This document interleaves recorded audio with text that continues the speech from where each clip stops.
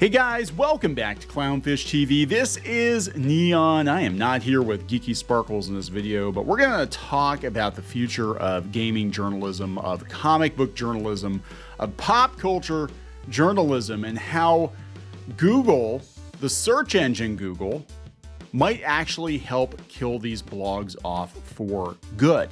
And I've been thinking a lot about this lately because I'm experimenting with the Google AI search function, and there really is no reason for most blogs to exist with this function. I'm going to show you how it works and what it's currently doing. But in the future, since most blog traffic to these websites, right, these gaming sites, whatever, it comes from people asking questions or looking for answers to specific things, right? They're not there necessarily to read your think pieces on the state of the video game industry and sexism in gaming and all of that stuff. They want answers. How do I beat this boss? How, is this game any good? Where do I find XYZ thing? And it used to be that, a lot of websites like GameFAQs or whatever, they were set up to answer those questions, but now they can be answered a lot more succinctly, a lot more quickly. And I think that just the nature of media is changing, and blogs and news sites are going to be looked at like newspapers in a couple of years, right? So the game and comic book industry, journalists, personalities who haven't made that transition to video or to have a social media platform yet, they really need to think about it, because I think we're going to see a lot more layoffs in the nerd space, because it really isn't terribly profitable. It really isn't. These kinds of websites are not, websites that bring a lot of ad revenue. In fact, there were some ad networks we've been in before, and we've had sites for years, some ad networks we've been in that would not even take like pop culture, comic book themed websites or video game sites into their network because the rates were so low. They really were. And a lot of these users are younger. They don't have disposable income, or, they've got ad blockers installed because they're, more tech savvy. So we're going to kind of talk about this. It's kind of like the perfect storm of everything that could possibly go wrong for these websites is going to go wrong. And we're going to see a quickening. We're going to see a lot of these sites, get folded into each other. It's kind of happening, or they're going to get shut down completely. And Google, which once was the biggest, driving force behind getting traffic to your website, is now actually going to kind of turn into your competition. So, and it's not just YouTube. So we'll talk about this. Before we get into it any further, please subscribe for more pop culture, news, views, and rants, guys. We have a sponsor for this video, so we're gonna give a shout out to Keeps, and then we'll be back. This video is brought to you by Keeps. Thank you so much for the sponsorship. We got to give them a shout out. Keeps is an online subscription service that makes it easy and more affordable for men to treat their male pattern baldness from the comfort of their own homes. With Keeps, you'll get clinically proven treatments to address hair loss and boost hair regrowth delivered right to your door in discreet packaging. Just complete an online consultation to get matched with a treatment plan tailored to address your hair loss concerns. Find a plan that works for your schedule with the flexibility of 3, 6, and 12-month delivery options. Plus, you can adjust, pause, or cancel your plan at any time. Everybody wants to keep their hair as long as possible, right? I mean, it's cool to shave your head. It's cool to shave your head. It beats a comb over, but you want to keep the hair you've got for as long as you can. Keeps is convenient. You get expert care for hair loss from the comfort of your home without ever visiting a doctor's office or pharmacy. All treatment plans are personalized to address your unique needs and recommended by a licensed medical provider. And the treatment plans are affordable, typically half the cost of traditional pharmacy prices. The treatments are clinically proven to work. Keeps offers both of the FDA-approved hair loss treatment options, as well as a 2-in-1 gel that combines both treatments. I didn't even know that was a thing. Did you know that was a thing? Treatments offered by Keeps are 90% effective at treating hair loss and can increase hair growth by up to 35%. 35%. Whether you're looking to prevent hair loss, stimulate hair growth, or just take better care of the hair you have, Keeps has you covered. Keeps is the brand that's loved and trusted. To date, Keeps has helped nearly 1 million men keep their hair. They have over 4,500 five-star reviews with impressive before and after photos from real customers. Let's look at some of these photos. Look at that beautiful hair. Hair loss stops with Keeps. For a special offer to get started, go to keeps.com/clownfish or click the link in the description. That's KEEPS.com/clownfish. Thank you so much, Keeps, for sponsoring this video. Again, go to keeps.com/clownfish. Let's get on with it. All right, guys, we are back. We've been chronicling the demise of video game journalism, of comic book journalism, of nerd journalism. You know, CBR laid a whole bunch of people off not too long ago, and there was a lot of outrage over them using AI-generated articles. And ChatGPT is actually pretty decent at churning out informational articles, at doing top 10 lists, that sort of thing, right? Now, it does have a limitation that is built into it that some people learned how to circumvent, but I think they plugged that hole, and that was that ChatGPT could only give you information that was current until, I think it was like 2021, September or October of 2021. And there were ways around it, but I think they plugged that hole. And I think they're doing that just to make these journalists feel good, about themselves. But the reality is that Google's search engine does not have that limitation. In fact, Google's search engine, if you have the experimental AI search toggled on, is pretty good. I'm going to show you an example here. Let's just say I'm going out to Google and I want a review of Starfield. Well, the first thing that's going to come up is not IGN or my website. I mean, PC Gamer's down here, IGN, there it is down here. But here's a summary on like Metacritic and PC Gamer. So they're already, taking all of these reviews and kind of compiling them in a very easy to view snippet. You don't have to go to any website. You just type in Starfield review and this is what comes up. Well, let's do an AI-powered overview for the search. Starfield, the reason I'm using that is it's a new game. And ChatGPT wouldn't be able to tell you much about Starfield because it's after 2021. Well, here, this is Google's generative AI search. It's telling you the pros and the cons. Now, is it scraping information from these websites and recompositing them? Yes, but there's no reason to visit these websites. If you're just looking for basic information or a basic overview of what people think about Starfield, you don't have to go to the individual sites. And here, they're actually embedding a YouTube video. They're embedding a YouTube video into what they think about Starfield. Now, how do I beat Starfield? Let's generate another AI snippet. I don't want to watch a video. I don't want to go to a website. This is how you do it. Based on, again, taking that content from other websites. And this isn't me saying this is right or wrong. This is me saying it is what it is. So they are basically at this point taking content off of websites and off of YouTube videos. They're going to look at the captions, at the auto-generated captions, and be able to gauge what people are saying in videos and podcasts too, I'm sure. But then look at like right underneath it. And again, this is a new game, so this is not limited to 2021.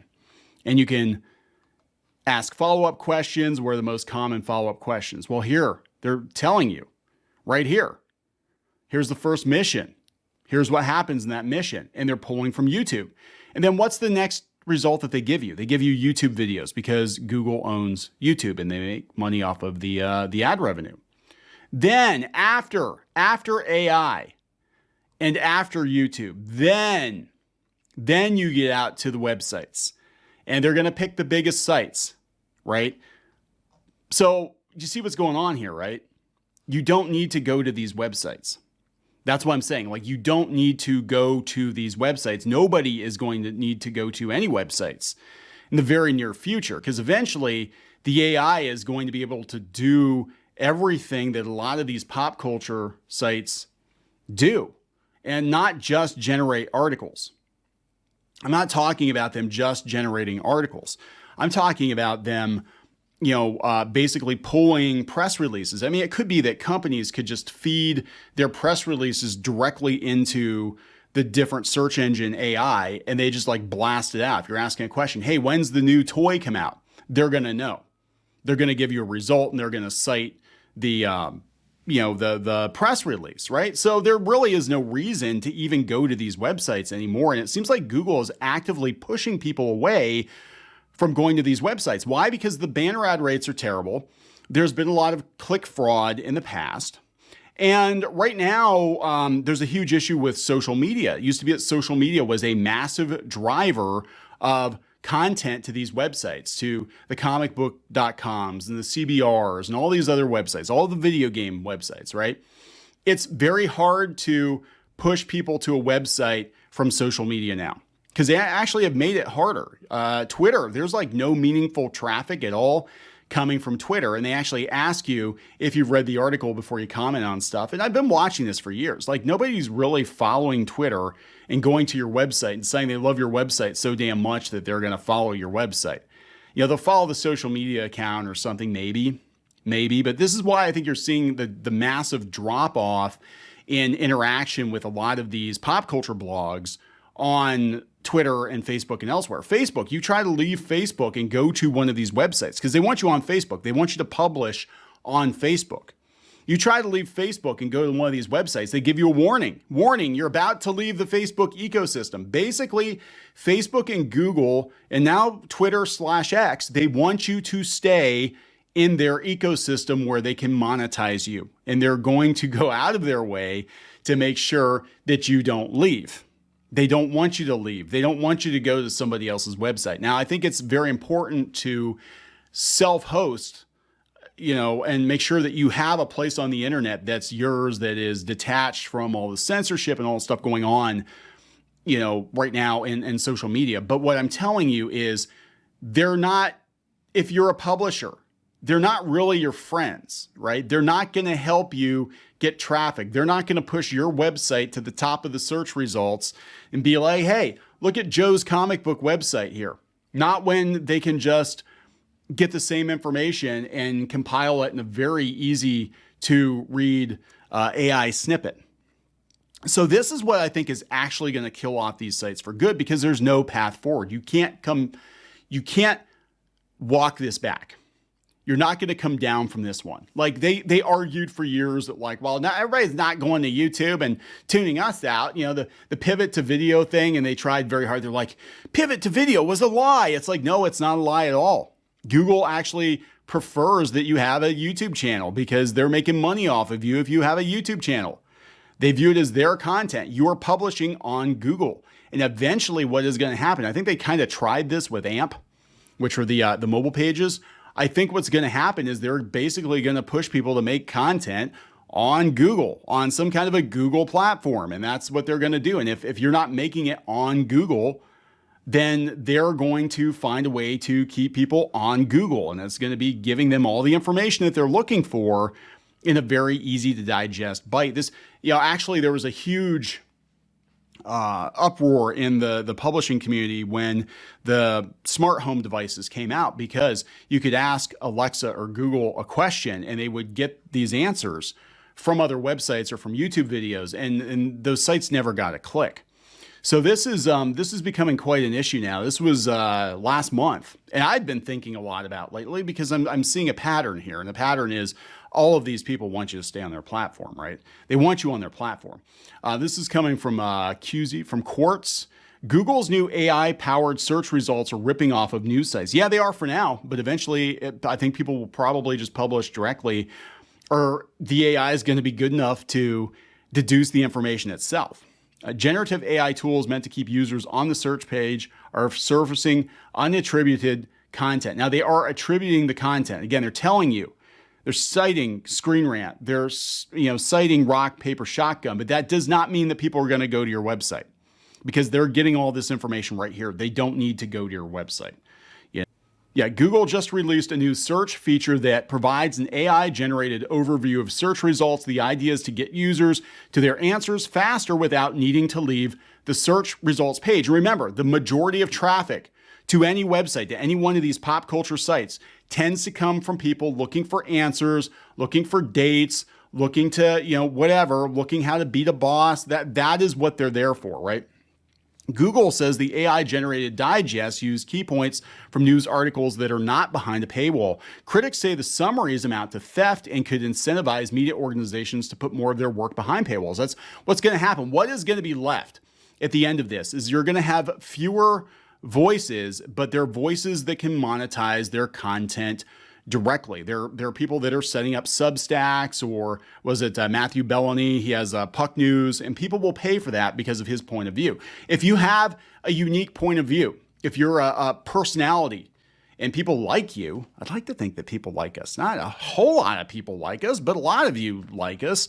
If you're a personality and you can deliver the news with your own personal spin on it, you'll probably be fine. I'm talking videos, I'm talking podcasts, I'm talking, your own unique spin on things on Substack. But if you're just gonna start a pop culture site or a comic book site or a video game news site and give bland generic reviews and just regurgitate bland generic press releases, you're fucked, because Google can do that. AI can do that. So you're going to have to bring more. You're going to have to be extra. You're going to have to be special. You want to be a special snowflake? You're going to have to prove it. You're going to have to prove it that there is a reason that people follow you and don't go out to Google and just get the answers on how to do stuff. I know personally, I didn't even realize a change happened. I used to go out and look up, game guides and stuff like that. Sometimes if I got stuck on a game, I used to, read more articles about the history of this or the history of that. And this is coming from a guy who started working at newspapers. Like when I first started out in my early 20s, I worked at a newspaper before I got into web development. And I realized that I basically dropped the habit. If an article looks too long, I don't read it. Now I'll listen to a podcast. I'll listen to a video. I love video game history videos. I listen to a lot of retro game, content, stuff like that. I love paranormal content. I'll listen to that, but I'll listen to it in the background as I'm doing something else. And I think that's one of the takeaways too, is that we are so busy right now that people are always multitasking. And I know for a fact people don't actually watch us. They listen to us because I can see that data. They watch it. We're basically a podcast with little cartoon characters. I know that. I get that. That's why, I'm trying to be better about describing what you're seeing on the screen and all that, because I know people aren't necessarily watching us. But, this is not good. I mean, so we've got all the venture capital running out. We've got a massive, massive decline. I cannot tell you how far the ad rates have fallen on websites, because I think advertisers know that this is it, man. Everybody's got an ad blocker and nobody's going to these websites, and there's no reason to dump money unless it's just part of a bigger spend. But there's no reason to dump massive, massive amounts of money into running banner ads, because they're not effective.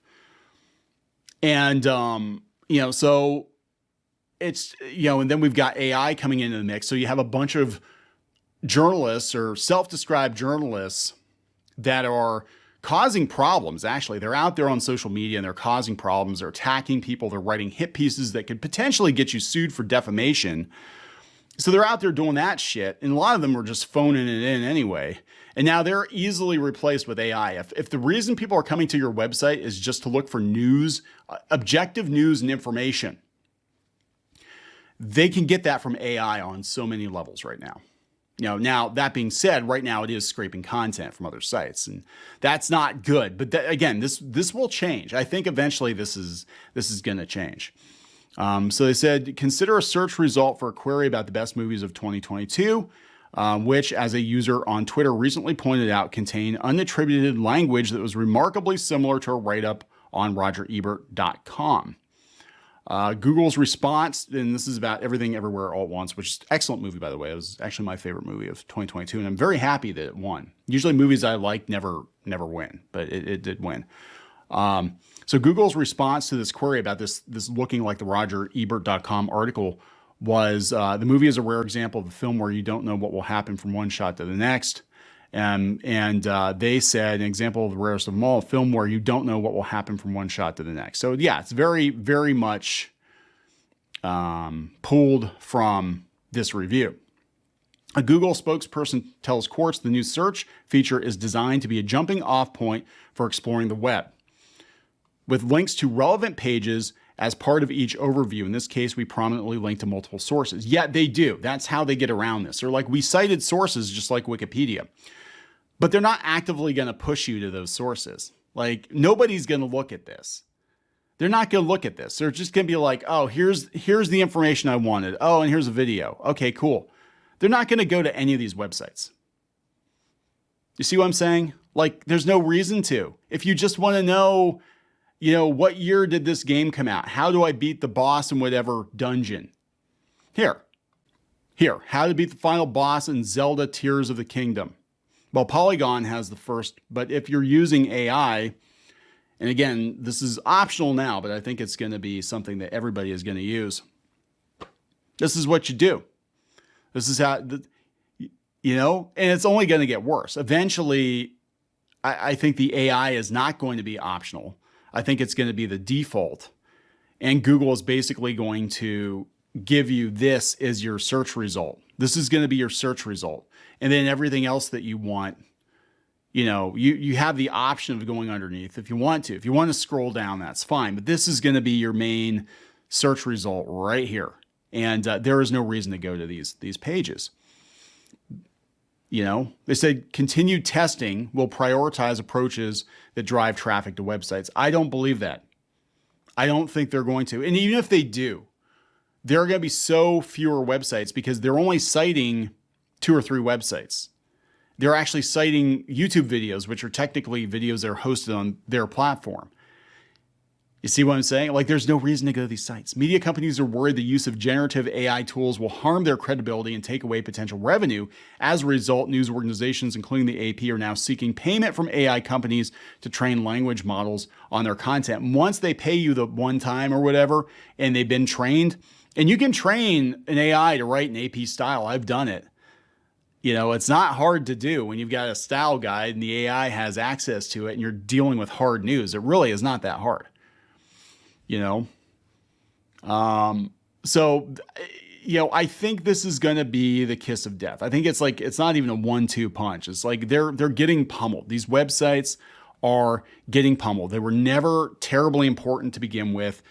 They lost the trust of gamers and the trust of nerds. So people stopped going organically. And then we had social media not being as effective as it was to drive traffic. And then we had YouTube eating their lunch and YouTubers eating their lunch. And now we have AI generated articles doing what a lot of these game journos and comic book journos could do, you know, anyway. And you don't have to pay them as much. You just hire one editor to oversee the bot farm. And then on top of that, on top of all of that, all of the search results on Google, they're not even going to drive traffic to your site. They're basically just going to scrape a bunch of content, give users the answer they're looking for, and that's it. And chances are very slim they're going to go to your website. So I don't know what to tell you. I've been telling you for about 2 years, if you work as a video game journalist, if you work as a pop culture journalist, if you don't have your own platform, if you're not a personality, if you're not a podcaster or a YouTuber or somebody with a Substack that has a decent following, or somebody that has a massive following on social media, these websites are newspapers current year, and it's all changing again. And that's the thing with media. It's always changing. Technology is always changing. Nobody was guaranteed a job doing a thing forever. You always have to evolve. And if you want to keep covering the video game industry, there are lots of options out there, but just being some blogger on Polygon or the Mary Sue or whatever, you know, it's not a long-term viable solution. It's not. And it looks like the end is coming a lot sooner than most people thought. I mean, we're talking just a couple of years. Look how things have changed. So I'm going to wrap this up. Please subscribe for more pop culture news, views, and rants, guys. We'll talk later. Help support the channel. Go to thereef.support and get early access to podcasts, videos, and other content. That's thereef.support.